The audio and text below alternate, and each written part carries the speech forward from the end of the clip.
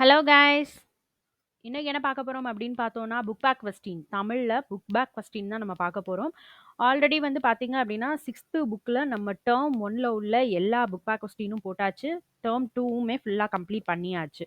ஓகேவா? பார்க்காதவங்க நம்மளோட பிளேலிஸ்ட்ல தனியா குடுத்துருக்கோம். ஸோ போய் பார்த்துக்கோங்க. தமிழ் புக் பேக் கொஸ்டின் அப்படின்னாலே ஒரு பிளேலிஸ்ட் இருக்கு. ஸோ அதில போய் நீங்க பார்த்துக்கலாம். ஓகேவா? இப்போ நம்ம பார்க்க போறது என்ன அப்படின்னு பார்த்தோம்னா, நம்ம 3 டெர்ம் வந்தாச்சு. 6த் புக்ல 3 டெர்ம் வந்தாச்சு. இதுல ஒரு 3 இயல் இருக்கு. ஸோ இத கம்ப்ளீட் பண்ணிட்டோம் அப்படின்னாலே 6த் புக் ஃபுல்லாவே கம்ப்ளீட் ஆயிடும். ஓகேவா? இப்போ நமக்கு இலக்கணம் தான் வந்து 85 கொஸ்டின்ஸ் வந்து கேட்க போறாங்க. ஸோ அது மோஸ்ட்லி வந்து பார்த்தோம்னா, புக்குக்கு பின்னாடி இருக்கிற கொஸ்டின்ஸ் தான்.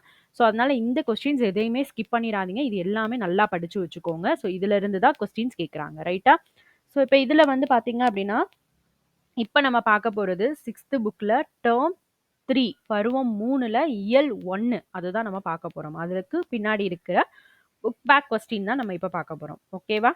ஃபர்ஸ்ட் இந்த கேட்க, 1 நிமிடம் பேசுக இதெல்லாம் நமக்கு கேட்க மாட்டாங்க. சொல்ல கேட்டு எழுது. இதெல்லாம் நமக்கு கேட்க மாட்டாங்க. ஸோ இங்க வந்துருவோம் டைரக்ட்டா.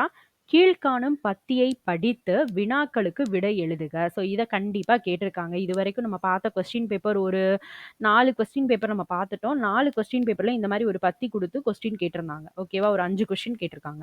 ஒவ்வொரு கொஸ்டினுக்கும் 1 1/2 மார்க்ஸ். ஓகேவா? அதனால இந்த கொஸ்டின்ஸ் எல்லாமே நல்லா படிச்சுக்கோங்க. இத நம்ம ரீட் பண்ணாலே ஈஸியா எழுதிறலாம். இந்திய விடுதலைக்கு பாடுபட்டவர்களுள் ஒருவர் வ.உ. சிதம்பரனார். ஓகே. வ.உ.சி அவர்கள் தமிழிலும் ஆங்கிலத்திலும் புலமை பெற்றிருந்தார். ஓகே. அவர் வழக்கறிஞர், எழுத்தாளர், பேச்சாளர், தொழிற்சங்க தலைவர் எனும் பன்முகத்தன்மை பெற்றிருந்தார். ஆங்கிலேயரின் கப்பல்களுக்கு போட்டியாக உள்நாட்டு இந்திய கப்பல் நிறுவனத்தை தொடங்கியவர். ஓகேவா? ஆங்கில கப்பல்களுக்கு போட்டியாக உள்நாட்டு இந்திய கப்பல் நிறுவனத்தை தொடங்கியவர் யார் அப்படின்னு ஆப்டிடியூட்ல கேட்கலாம். ஓகேவா? இந்த கொஸ்டின்ஸ்ல கேட்கலாம். இல்ல நார்மல் ஆப்டிடியூட்ல கேட்கலாம். வ.உ. சிதம்பரனார் படிச்சுக்கோங்க. 1906ஆம் ஆண்டு அக்டோபர் 16ஆம் நாள் சுதேசி நாவாய் சங்கம் என்ற கப்பல் நிறுவனத்தை பதிவு செய்தார். என்னைக்கு? இதெல்லாம் தனித்தனியா ஆப்டிடியூட்ல கேட்கலாம். இதுல கேட்குறாங்க இல்ல. பட் ஆனா ஆப்டிடியூட்ல கேட்கவும் சான்ஸ் இருக்கு. 1906ஆம் ஆண்டு அக்டோபர் 16ஆம் நாள் சுதேசி நாவாய் சங்கம் என்ற கப்பல் நிறுவனத்தை என்ன செஞ்சாரு? பதிவு செய்தார். ஓகேவா? வ.உ.சி சென்னைக்கு செல்லும்போது பாரதியாரை சந்திப்பதை என்ன பண்ணியிருந்தாரு? வழக்கமாக கொண்டிருந்தார். மேலும் பாரதியார் பாடல்களை விரும்பி கேட்பார். ஓகேவா? இத ரீட் பண்றது மட்டும் இல்லாம, இத ரீட் பண்ணி இதுல எது இம்பார்ட்டன்ட் கொஸ்டின் கேட்க சான்சஸ் இருக்கோ அதையும் தனியா நோட் பண்ணி படிச்சுக்கோங்க. ஓகேவா? ஃபர்ஸ்ட் ஒன் சுதேசி நாவாய் சங்கத்தை நிறுவியவர் யார்? இப்பதான் பார்த்தோம் இல்லையா? சுதேசி நாவாய் சங்கம் நிறுவனது யாரு? வ.உ. சிதம்பரனார். ஃபர்ஸ்ட் கொஸ்டினுக்கு இதான் ஆன்சர். ஓகேவா? நெக்ஸ்ட் வ.உ.சி சென்னைக்கு செல்லும்போது யாரை சந்திப்பதாக வழக்கமாக கொண்டிருந்தார்? பாரதியாரை. ஓகேவா? வ.உ.சி சென்னைக்கு போகும்போது பாரதியாரை சந்திப்பதை என்ன செஞ்சிருந்தாரு? வழக்கமா கொண்டிருந்தாரு. வ.உ.சி அவர்கள் யாருடைய பாடல்களை விரும்பி கேட்பாரு? பாரதியாருடைய பாடல்களை என்ன செய்வாரு அவரு? விரும்பி கேட்பாராம். ஓகேவா? நெக்ஸ்ட் வ.உ.சி அவர்களினுடைய பன்முகத்தன்மை எது அப்படின்னு கேட்டிருக்காங்க. இங்க இருக்கு இல்லையா? அவர் வழக்கறிஞர், எழுத்தாளர், பேச்சாளர், தொழிற்சங்க தலைவர் அப்படின்ற பன்முகத்தன்மை கொண்டிருந்தார். இதான் 4th கொஸ்டினுக்கு ஆன்சர். ஓகேவா? நெக்ஸ்ட் வ.உ.சி அவர்கள் புலமை பெற்றிருந்த மொழிகள் என்ன? மொழிகள் வந்து தமிழும் இங்கிலீஷும். தமிழ் அண்ட் ஆங்கிலத்துல புலமை பெற்றிருந்தார். ஓகேவா? ஸோ இதுல வந்து தமிழ் அண்ட் ஆங்கிலத்துல புலமை பெற்றிருந்தார். இந்த பன்முகத்தன்மை ஸோ இந்த மாதிரி கேட்கறதுக்கு சான்ஸ் வந்து இது வந்து அப்படி இந்த கொஸ்டினை கொடுத்து கேட்டாங்கன்னா கேட்கலாம். நார்மல் ஆப்டிடியூட்ல கேட்குறாங்க அப்படின்னா இந்த மாதிரி நம்ம மார்க் பண்ண எல்லாமே தனியா நோட் பண்ணிக்கோங்க. படிச்சுக்கோங்க அதை. ஓகேவா? நெக்ஸ்ட் இடம் அறிந்து பயன்படுத்துவோம். ஒன்று அப்படிங்கிறத குறிக்கிறதுக்கு நம்ம ஓர் அப்படின்னு யூஸ் பண்ணலாம். ஒரு இது வந்து நம்ம இலக்கணம் படிக்கும்போது நான் சொல்லியிருக்கேன். இதே இது ஒரு ஓர் வந்து எதுக்கு போடணும்னு சொல்லியிருக்கேன். கொஸ்டின் பேப்பர் நீங்கள் ஆல்ரெடி ரிவைஸ் பண்ணியிருந்தீங்க இல்லை எக்ஸாம் அட்டன் பண்ணியிருந்தீங்கன்னு தெரியும். இந்த ஒரு ஓர் இல்லாத கொஸ்டின் பேப்பரே இருக்கவே இருக்காது. ரொம்ப ரொம்ப ரொம்ப இம்பார்ட்டன்ட். கரெக்டாக? ஸோ இந்த இது பேஸ் பண்ணி உள்ள கொஸ்டின்ஸ் நல்லா பார்த்து வச்சுக்கோங்க. ஓகேவா? இது நம்ம இலக்கணத்துலையும் தனியாக போட்டிருக்கோம். இலக்கணமும் தனியாக ஒரு பிளேலிஸ்ட்ல இருக்கு. படிக்காதவங்க போய் பார்த்துக்கோங்க. நம்ம ஒவ்வொரு இலக்கணமும் போட்டுட்டு தான் இருக்கோம். ஓகேவா? இதில் என்ன கொடுத்துருக்காங்க அப்படின்னா, உயிரெழுத்து அதில் ஸ்டார்ட் ஆகுது அப்படின்னா, நம்ம என்ன பண்ணணும்? ஓர் அப்படின்னு போடணும். உயிர்மெய் எழுத்துல தொடங்குது அப்படின்னா, அதுக்கு முன்னாடி ஒரு போடணும். அதான் இந்த பேரால இருக்கும். ஓகேவா? வந்துருச்சா? ஊர் அப்படின்றது என்னது? உயிரெழுத்து. அப்ப அதுக்கு முன்னாடி ஓர். ஏரி ஏன்றது உயிரெழுத்து. அதுக்கு முன்னாடி ஓர் வந்திருக்கு. நகரம்ன்றது உயிர்மெய் எழுத்து. அப்ப அதுக்கு முன்னாடி ஒரு. கடல் அப்படின்றது என்னது? உயிர்மெய் எழுத்து. அப்ப அதுக்கு முன்னாடி ஒரு அப்படின்றது போடணும். இதே மாதிரி தான் உயிரெழுத்துல தொடங்குற ஒரு சொல்லுக்கு முன்னாடி நீ அது, அஃதுன்னு யூஸ் பண்ற அப்படின்னா, என்ன வரணும்? உயிரெழுத்துக்கு முன்னாடி அப்படின்னா அஃது அப்படின்னு வரணும். ஓகேவா? உயிர்மெய் எழுத்துல தொடங்குற சொல்லுக்கு முன்னாடி நம்ம போடணும் அப்படின்னா அதுன்னு போட்டுக்கலாம். ஓகேவா? அது ஞாபகம் வச்சுக்கோங்க. உயிர்மெய் எழுத்து அப்படின்னா, இது வந்து என்ன வந்துரும்? அது உயிர்மெய் எழுத்தாவே இருக்கும்.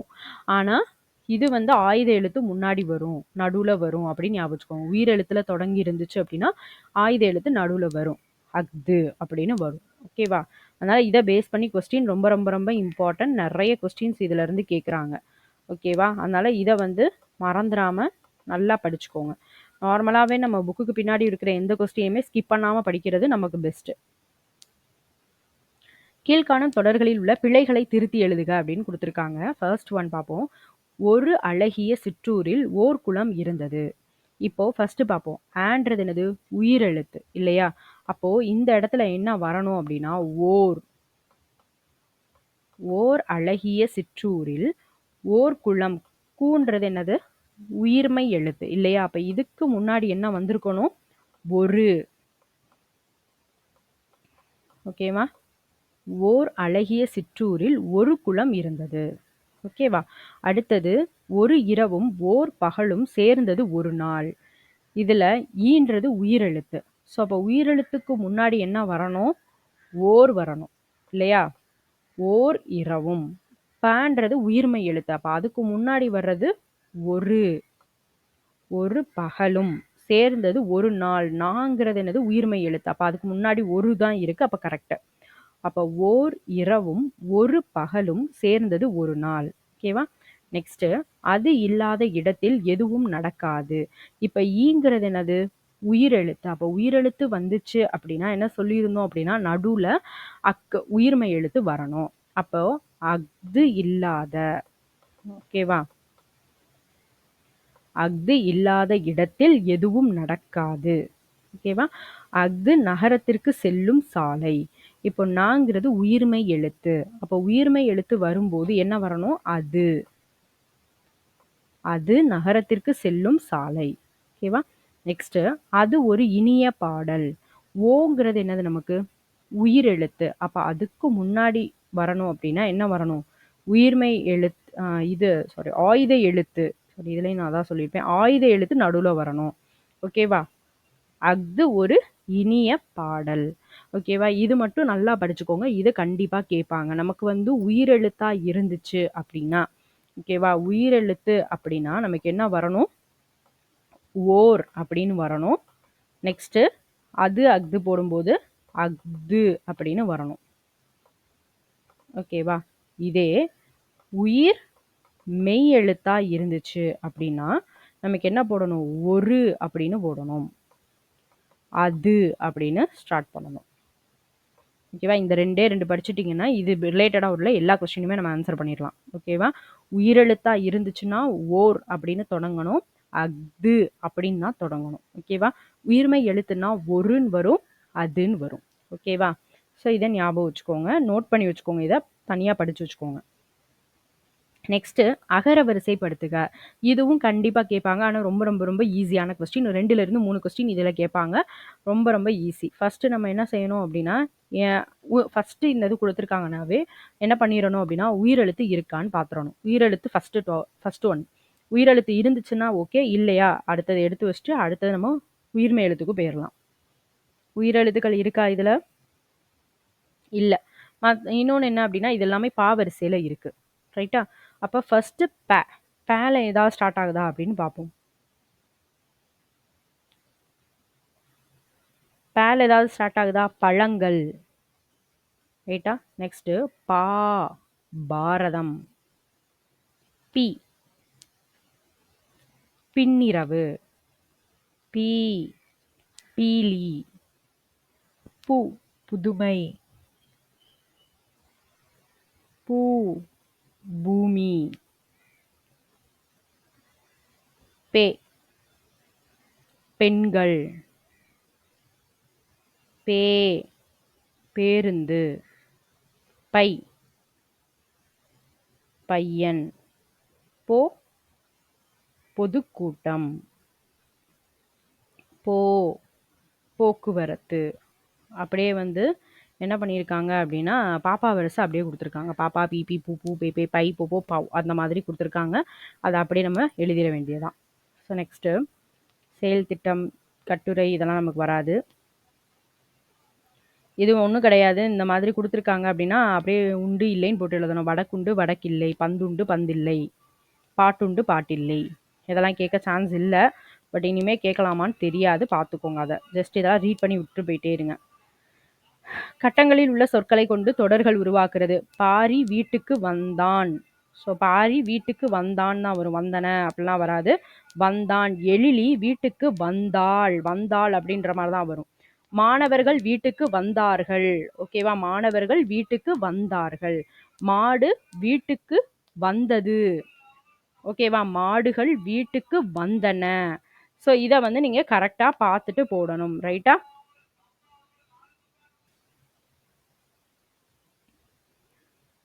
ஓகே. இப்ப பாரி வீட்டுக்கு வந்தான். ஸோ அது வந்து ஆண் பால். கரெக்ட்டா? அப்ப ஆண் அப்படின்னு தான் முடியும். இது எழிலி வீட்டுக்கு வந்தாள். பெண் பால். அப்போ ஆள். வந்தாள் அப்படின்னு முடியும். இப்ப மாணவர்கள் வீட்டுக்கு வந்தார்கள். அது வந்து நமக்கு என்னது? பன்மை இல்லையா? மாணவர்கள் அப்படின்னு வரும்போது வந்தார்கள். ஓகேவா? மாடு இப்ப இது மாடுன்றது ஒருமைய குறிக்குது. மாடு வீட்டுக்கு வந்தது. ஒருமை பன்மை பேஸ் பண்ணியும் நம்ம போட்டிருக்கோம் ஆல்ரெடி வீடியோஸ். சரியா? மாடு வீட்டுக்கு வந்தது. மாடுகள் வீட்டுக்கு வந்தன. பன்மைன்னு வரும்போது வந்தன. ஓகேவா? நெக்ஸ்ட் கட்டங்களில் மறைந்துள்ள 4 வகை சொற்கள். ஓகே, இது வேண்டாம். நெக்ஸ்ட் அடுத்தது கலைச்சொல். இது கண்டிப்பா இருக்கும். கலைச்சொல் இல்லாத கொஸ்டின் பேப்பர் நம்ம பார்த்துருக்கவே முடியாது. கலைச்சொல் வந்து முன்னாடியே 2லேருந்து 3 கொஸ்டின் கேட்பாங்க. ஸோ இப்போ வந்து நமக்கு இலக்கணம் வேற அதிகம் அப்படின்னு சொல்லியாச்சு. 85 கொஸ்டின்றனால எவ்வளோ கொஸ்டின்ஸ் வந்து கலைச்சொல்ல இருந்து வரும்ன்றது தெரியாது. அதனால புக்குக்கு பின்னாடி இருக்கிற எதையுமே ஸ்கிப் பண்ணாம படிச்சு வச்சுக்கோங்க. கலைச்சொல் எல்லாமே இம்பார்ட்டன்ட். ஓகேவா?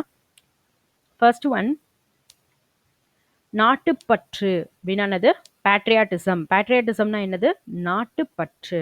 ஓகேவா? பேட்ரியாட்டிசம் அப்படின்னா நாட்டுப்பற்று. ஆர்ட் கேலரி அப்படின்னா கலைக்கூடம். ஆர்ட் கேலரி அப்படின்னா கலைக்கூடம். லிட்ரேச்சர் அப்படின்னா இலக்கியம். ஓகேவா? லிட்ரேச்சர் அப்படின்னா இலக்கியம். நாலேஜ் ஆஃப் ரியாலிட்டி அப்படின்னா மெய் உணர்வு. ஓகேவா? நாலேஜ் ஆஃப் ரியாலிட்டி அப்படின்னா மெய் உணர்வு. இப்போ பேட்ரியாட்டிசம்னா நாட்டுப்பற்று. ஆர்ட் கேலரி அப்படின்னா கலைக்கூடம். லிட்ரேச்சர் அப்படின்னா இலக்கியம். மெய் உணர்வு அப்படின்னா நாலேஜ் ஆஃப் ரியாலிட்டி. ஓகேவா? ஸோ இதில் நம்ம 6th புக்கில் உள்ள ஃபர்ஸ்ட் இயல், அதாவது டேர்ம் 3ல பருவம் 3ல இருக்கிற மொதல் இயல் உள்ள புக் பேக் கொஸ்டின் ஃபுல்லாக கம்ப்ளீட் பண்ணியாச்சு. ஓகேவா? இன்னும் 2 இயல் மட்டும்தான் இருக்கு. முடிச்சிட்டோம்னா 6th புக் ஃபுல்லாவே முடிஞ்சிரும் நமக்கு. ஓகேவா? 7th போயிடலாம். ஓகேவா? அதனால படிக்காதவங்க நம்மளுடைய பிளேலிஸ்ட்ல இருக்கு. போய் செக் பண்ணி பார்த்துக்கோங்க. இலக்கணமும் தனியா போடுறோம். Previous year question, Tamil previous year கொஸ்டினும் நம்ம தனித்தனியா போட்டுட்டு இருக்கோம்.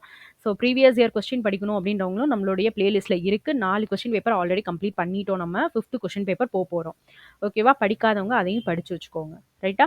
ஸோ நெக்ஸ்ட் வீடியோல பார்த்தீங்க அப்படின்னா இயல் 2ல இருக்கிற புக் பேக் கொஸ்டின் நம்ம வந்து டிஸ்கஸ் பண்ணலாம். ஓகேவா? Thank you.